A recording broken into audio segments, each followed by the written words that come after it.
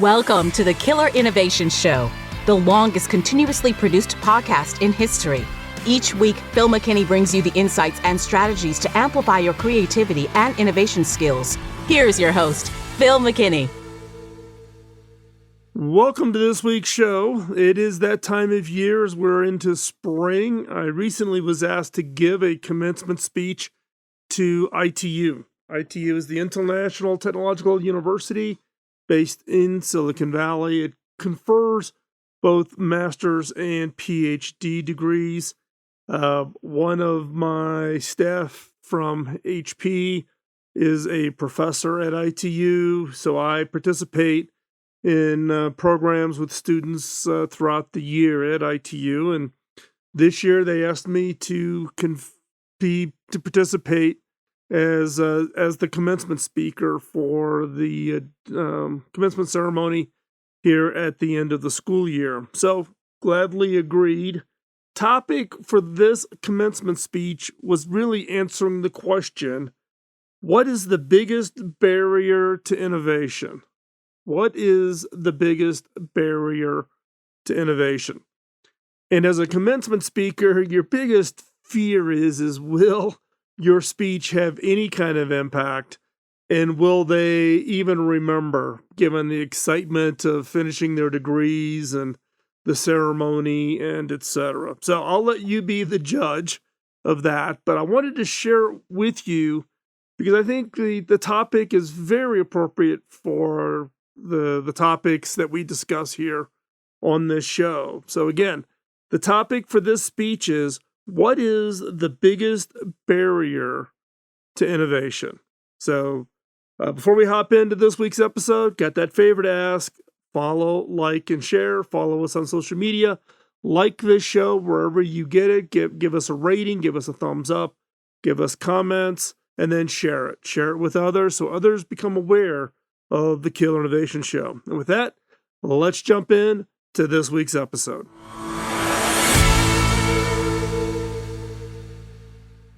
Well, thank you for having me today. I really do appreciate this opportunity to speak with you. My entire career has been built around innovation. And one of the common questions that I get asked is what is the biggest barrier to innovation?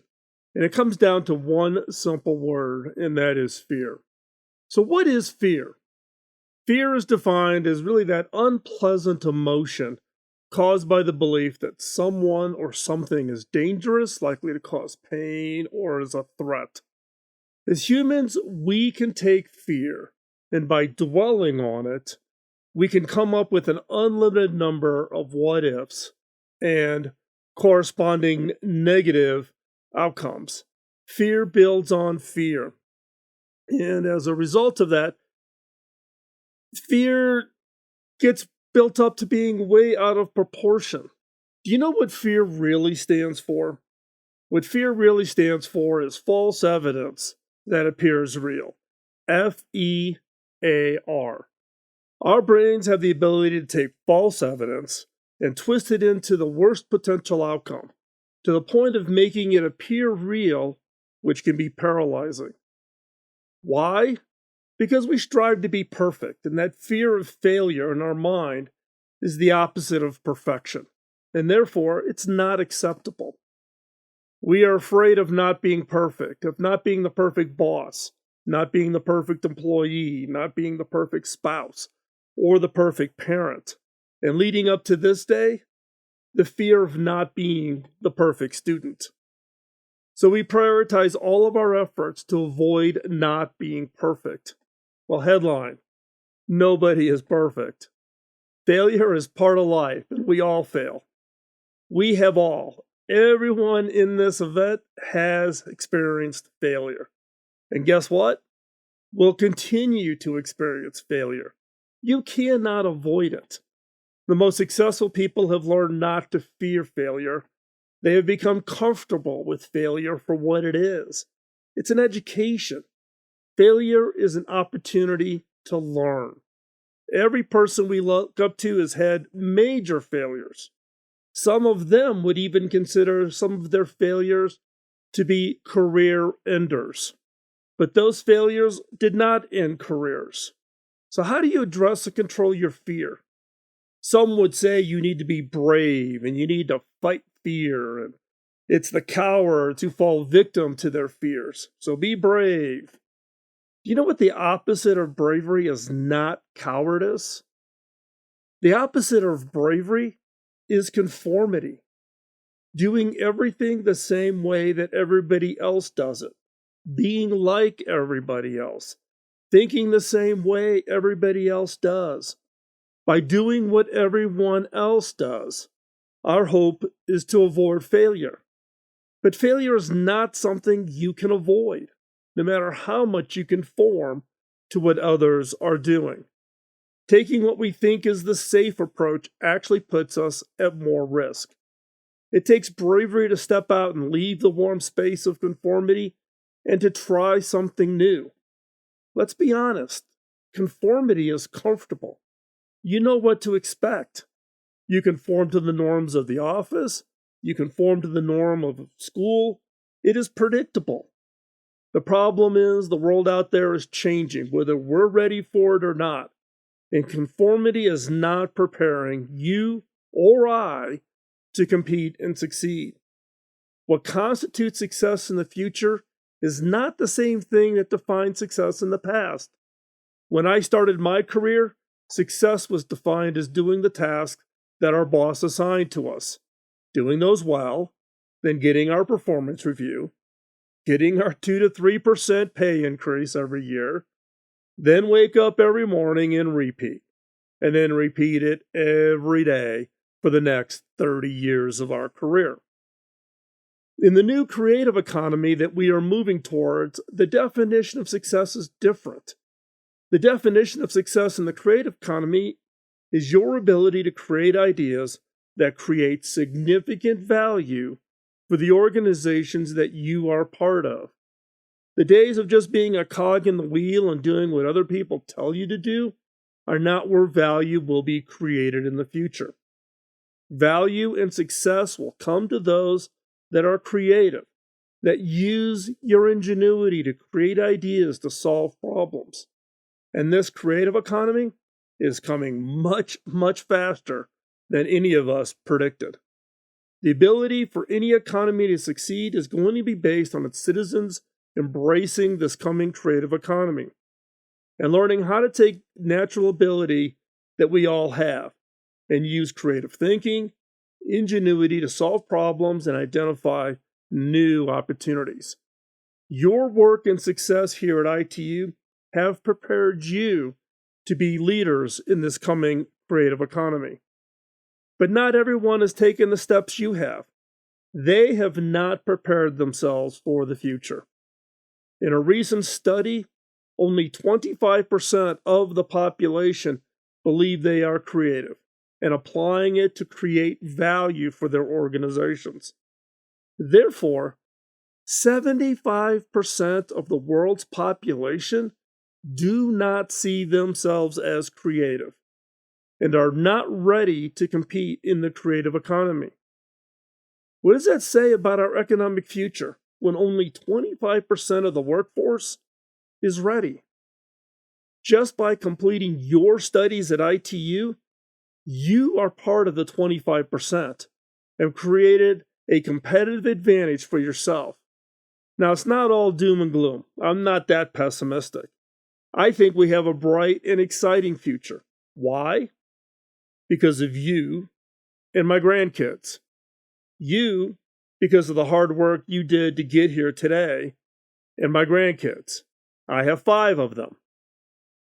Yes, I know. I've been told I look pretty good for a grandfather of 5. My grandkids are the perfect example of being highly creative. I'm amazed at how many different ways they can take a toilet paper roll and turn it into some creative toy. They have no limits to their imagination. Why? Because they don't care what you think about them. They have no concept yet of conformity. They are not looking for acceptance. They already have it. In their minds, when they do something incredibly cute and funny, they don't see you laughing at them, but instead, They see our joy in what they have created. They don't understand yet the concept of conformity. They are exploring. They are experimenting. They aren't letting others tell them how to think or how to act or what to wear or what should make them happy. They are avoiding the conformity trap. And we all need to do whatever we can to protect ourselves, our kids, and our grandkids from this trap. So why do 75% of the population think they are not able to contribute to the creative economy? Because they don't see being creative, being innovative, as being normal. Creativity and innovation requires risk, and the risk of failure is not comfortable. And being uncomfortable and taking risk is something 75% of the population will do anything to avoid. It takes a lot to step out and share our ideas and share our creativity. We as a society need your human ingenuity and creativity to solve some of our biggest problems and create the opportunities of the future. It was creativity and human ingenuity that came up with the polio vaccine. It was creativity that put the man on the moon. It was creativity under pressure that saved the Apollo 13 astronauts and brought them home safely. And it was creativity that invented the microprocessor, which was enabled the electronics that we are all carrying around in our pockets. If you think about the level of impact creativity thinking has had on our daily lives, it is immeasurable. The biggest barrier to unleashing human creativity is fear. If you remember one thing from my remarks today, remember what fear stands for. False evidence that appears real. So why am I such a strong believer in this message? I've been fortunate in my career. I've experienced success way beyond what I could have anticipated growing up during the tough times of Chicago in the 1960s. And what I realized was that my success wasn't because of some special gift or intelligence or special skill. So what was my secret?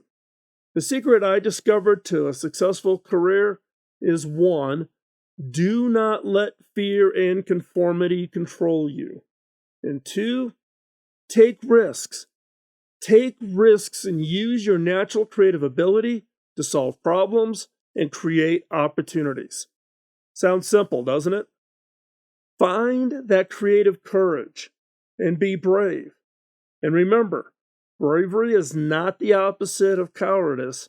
Bravery is the opposite of conformity. You taking the step and getting your degree is the perfect example of not conforming. Congratulations on your success. You are prepared to be the innovation leaders we need. So go lead. Thank you.